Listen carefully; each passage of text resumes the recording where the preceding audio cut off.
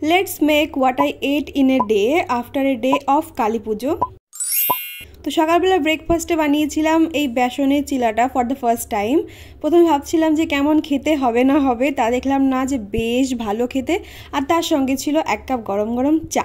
তারপর লাঞ্চে খেয়েছিলাম এই কুমড়োর ভর্তা, ডিমের ঝোল, আর তার সঙ্গে গাটি কচু দিয়ে একটা মাছের তরকারি। কুমড়ো আমাকে যেভাবেই রান্না করে দাও আমার কোনোদিনই ভালো লাগে না, আর কালকেও ভালো লাগেনি। যাই হোক, তারপর খেলাম এই মাছের তরকারি দিয়ে ভাত।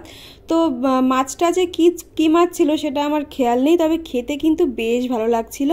তারপরে খেলাম আমার ফেভারিট ডিমের ঝোল দিয়ে ভাত। আজকের তরকারিটা আমার দারুণ করে রান্না করেছিল, আর খেতেও খুবই ভালো লাগছিল।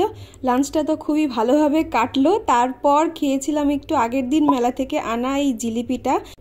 সন্ধ্যাবেলাতে রেডি শেডি হয়ে বেরোলাম মেলাতে, আর মেলায় গিয়ে প্রথমেই খেলাম ঠেলা, তারপর খেলাম ঘুগনি, আইসক্রিম, আর ভাইনা এসে খেলাম ফুচকা।